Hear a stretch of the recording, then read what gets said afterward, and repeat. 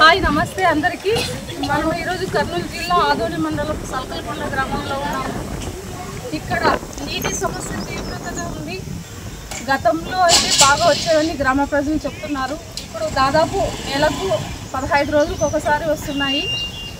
Bore నీళ్ళు కనీసం పశువులు తాగడానికి కూడా నీళ్ళు లేవని ఇక్కడ గ్రామ ప్రజలు చెప్తున్నారు. దీని మీద ప్రభుత్వ అధికారులు, గ్రామ అధికారులు స్పందించి చర్యలు తీసుకోవాలని కోరుతున్నాం. గెలిచినప్పటి నుంచి ఒక్క పరన్నది కాలువలు మురుకు కాలు ఎత్తేసి ఇంటి కొడుకెళ్ళారనే ఏం లేదు. చిటికలు అంటే చిటికలు కాదు. మాకు కింద పడుకుంటే చిటికలే, పెయిన్ పడుకున్నా చిటికలే. ఇప్పుడు ఇంతరంగా గలీజు ఉంటే ఎట్లా ఈ గలీజులో ఎట్లా మనం చేయాలా? అదే పోడారు కానీ చల్లరు కాలువలోన ఏమేం లేదు. పశువులు కూడా నీళ్ళు లేవు. ఫిల్టర్ నీళ్ళు అవి ఎత్తుకొచ్చుకోవడం అక్కడ అవుతాయి. మీకు ఎన్ని పశువులు ఉన్నాయి? ఎన్ని ఉన్నాయి మీ పశువులు?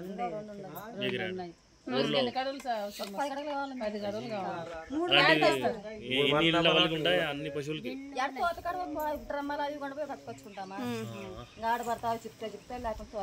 ఇప్పుడు నీ బాధ మీరు ఎట్లో గట్లు తాగుతారు. మూగ జీవాలకి మాట లేవు.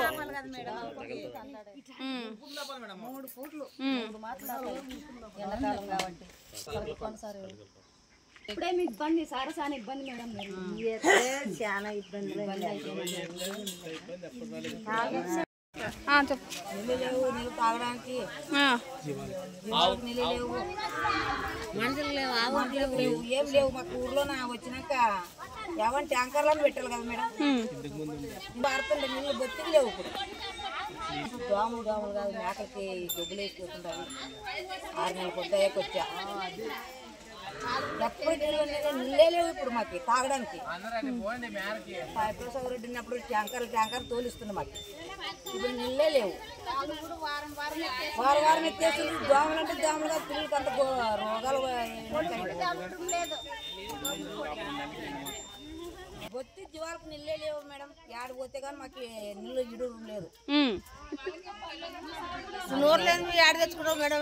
మేకల కన్నా కావాలి కదా, జీవాల కన్నా కావాలి కానీ ఇట్లా నీళ్ళు లేకుండా ఉంటే మమ్మల్ని ఎవరు ఉండేది.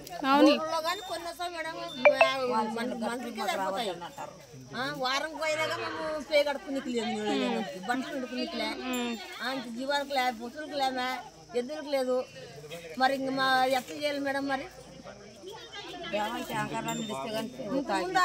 ట్యాంకర్లు పెట్టుకోసన్నా ఒక గేరికి ఒక ట్యాంకర్ ఇస్తుండ్రు.